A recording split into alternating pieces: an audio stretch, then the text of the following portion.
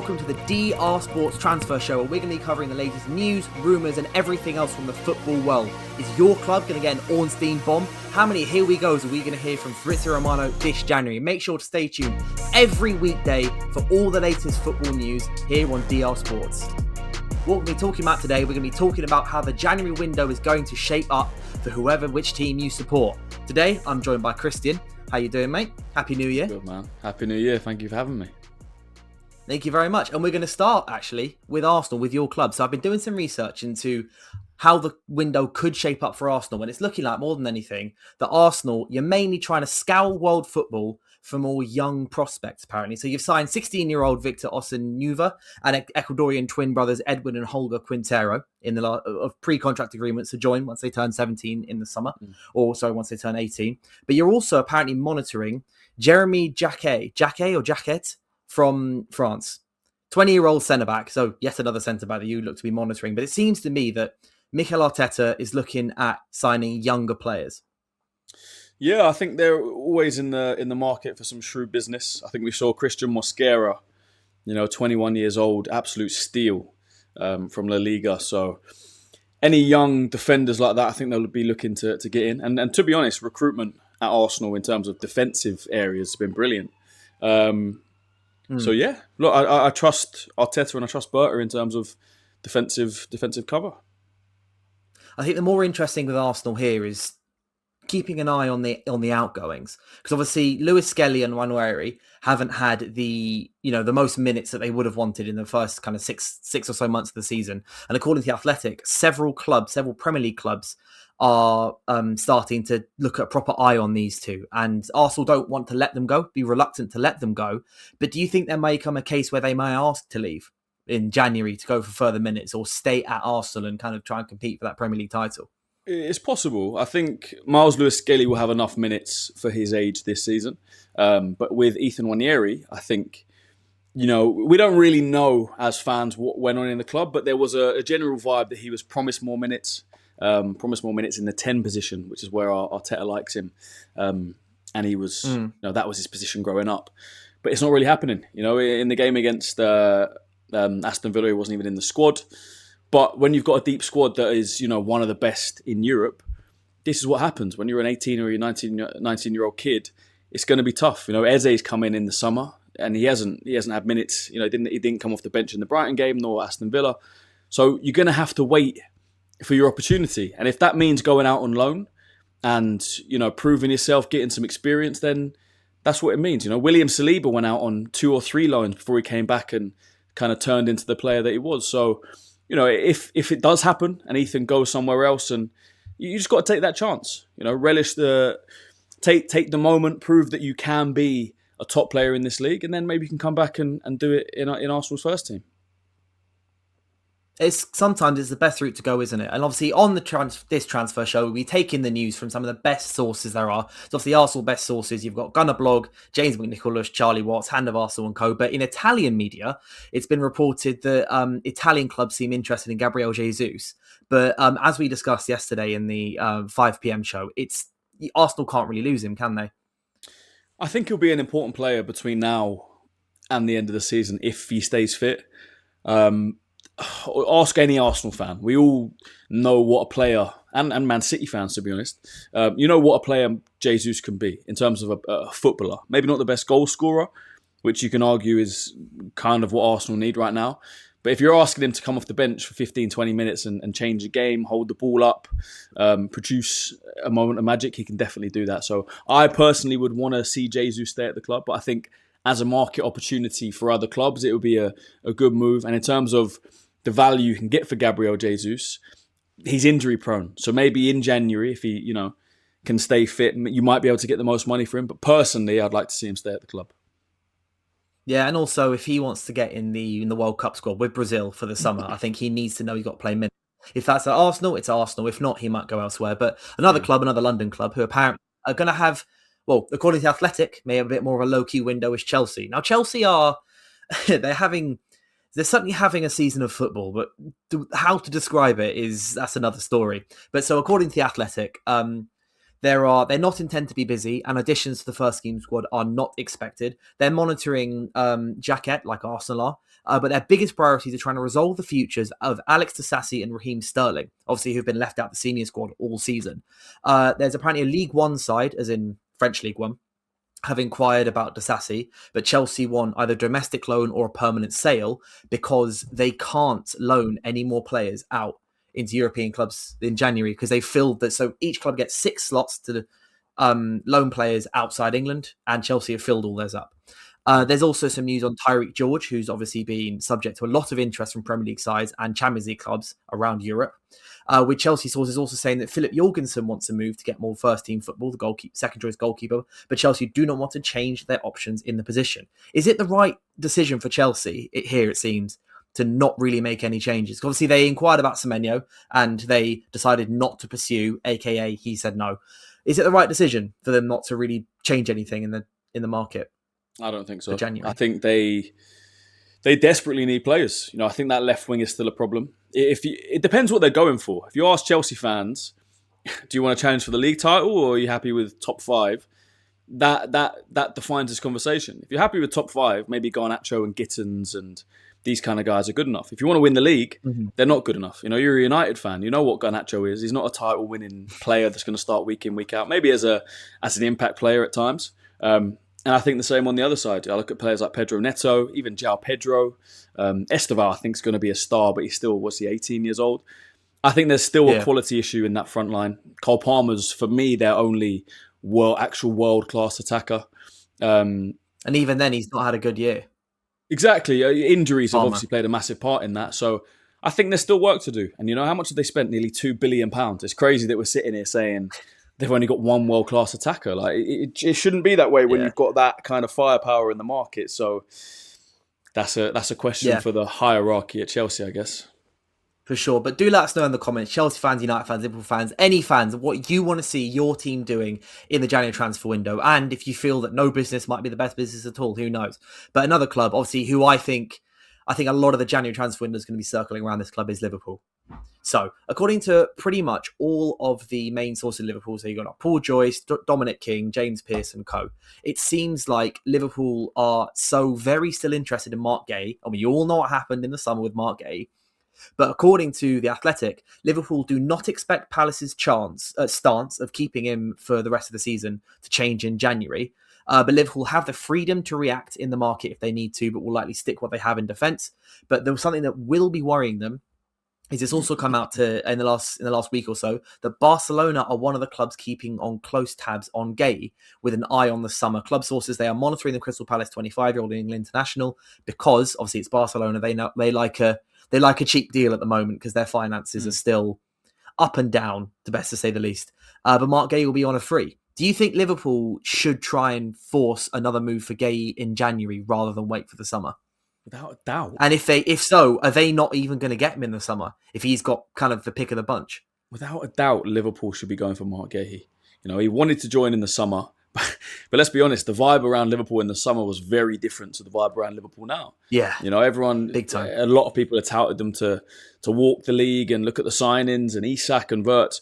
It hasn't gone that way. So whether Mark Guehi looks at it now and goes, well, it's not kind of the same. The team's not clicking. Maybe I could go to Barca if they're linked. I think Real Madrid could be a good move for Guehi. Obviously, they were interested in Canate. It looked like that was going to happen, but they've withdrawn their interest. So I think Guehi's good enough to play for any club in Europe. I really do think he's that good. I think he'll be a starter for one of the best centre backs in the Premier League. Exactly. I think he'll be a starter for England in the World Cup as well. So, yeah, he's got the pick of the bunch. So, yeah, if you were Liverpool, I think you go all out, try and get him in because Konate's not been at it. They need to rotate. Leone, obviously, the young centre-back they brought in, tore his ACL. So, yeah, they need players. And Mark Guehi would solve a lot of problems.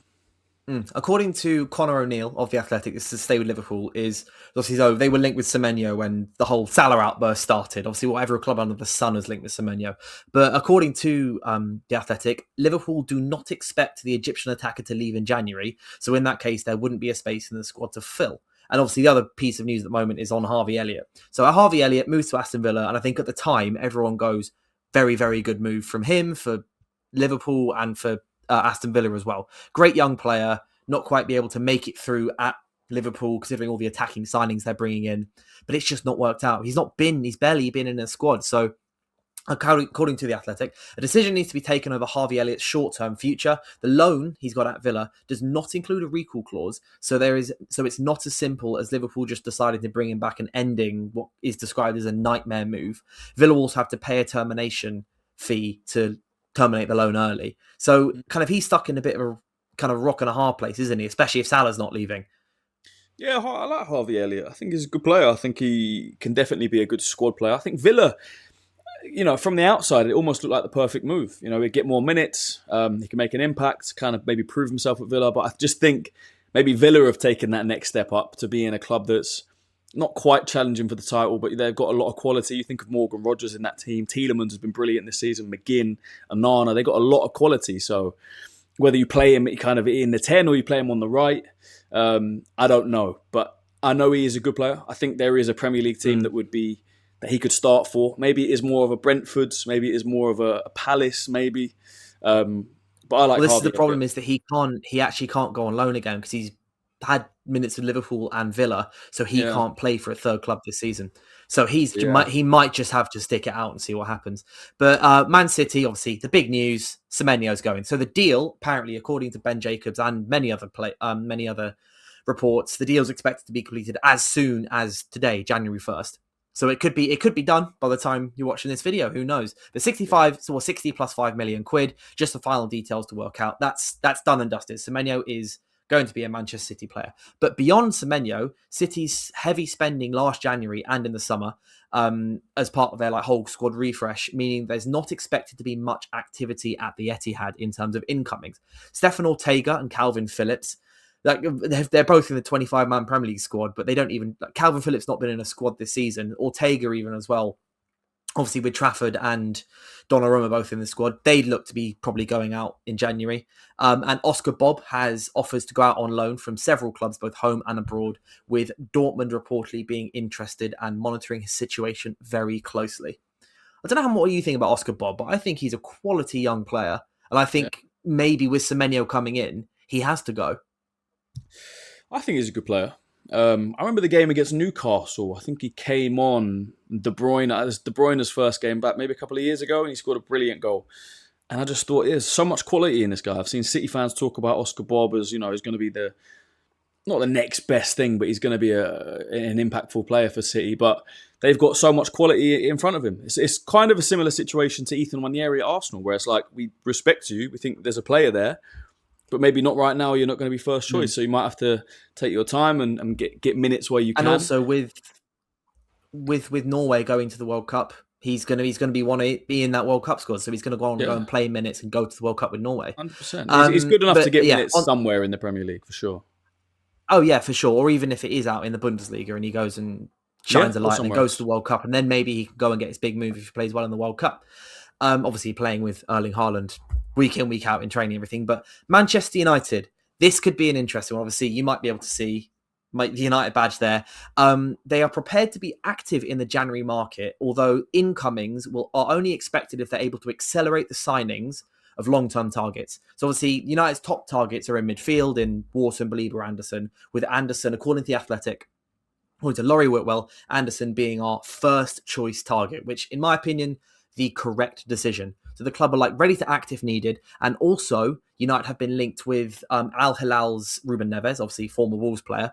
The Saudi side have not given up on trying to give him a new deal on a new 2-year contract. But it seems as if he wants to come back to Europe. Obviously, he's 28 years old. He wants to come back. He's still in a prime years to play for a big European club.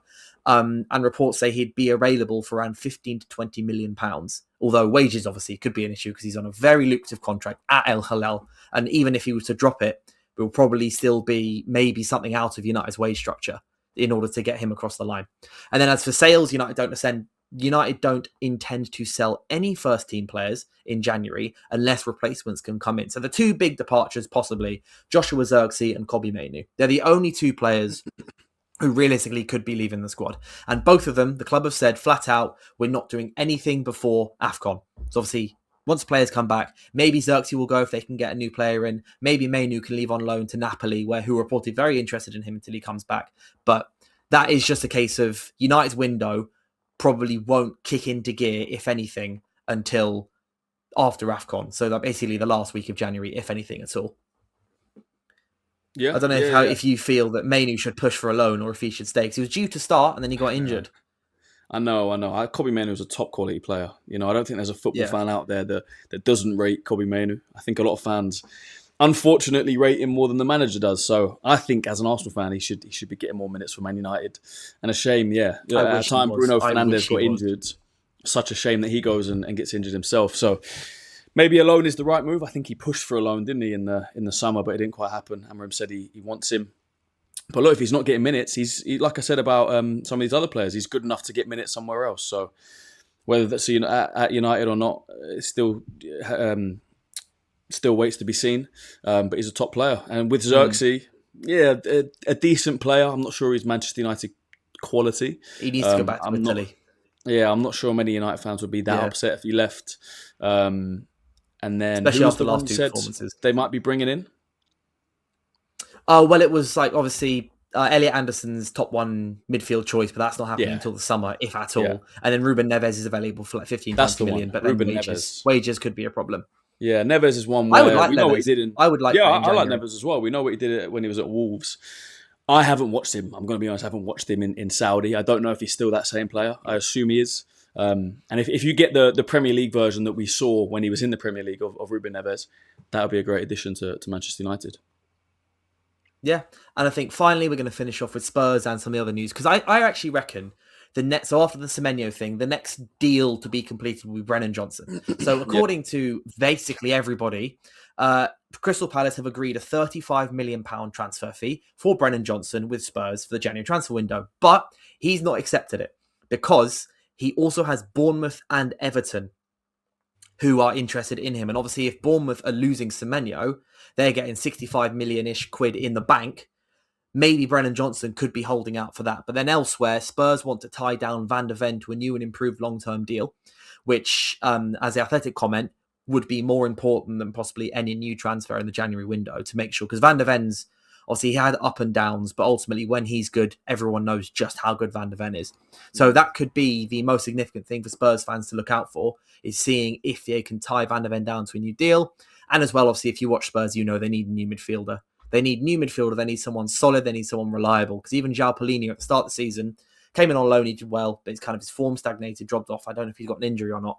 But I think the main thing to look out for as a Spurs fan will be the Brennan Johnson and see where ends up where he goes, as well as the Van de Ven new contract.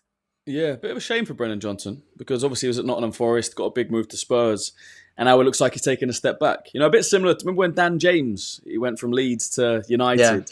It was like, big step Swansea, up, and all of a sudden he's taken. It feels like that. So look, it doesn't surprise me he's not made a decision yet. He's not desperate to leave Spurs. There's a decent player in there, whether he's Spurs standard or not. I leave that to Spurs fans. But you can see that a lot of clubs will want him. He's definitely a valuable player. A move to somewhere like Palace would maybe be more of his level. Yeah, and just elsewhere as well, some other news that's been coming out in the last few days is Newcastle apparently want a new fullbacks and midfielders as their priority options. Obviously, Kieran Trippier, he's 35 years old. His contract's coming to an end. Dan Burns having injuries left, right and centre at points. And they're also apparently looking at 19-year-old AZ Alkmaar midfielder Kees Smit, while Joe Willock is among the players most likely to depart should they sign a new midfielder this summer. Yeah, I think Newcastle, they've lacked squad depth this season.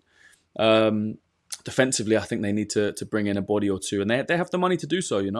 I expected them to be obviously doing a lot better than they are this season, especially with that midfield. When that midfield's fit in terms of Joe Linton, Tonali, and Bruno Guimaraes, it's one of the best in Europe. Obviously, losing Isak was a big hit, but they brought in Voltemada, who's done a good job. Visser's now obviously firing, so yeah, I think a few additions at Newcastle, and they'll climb the table. Yeah.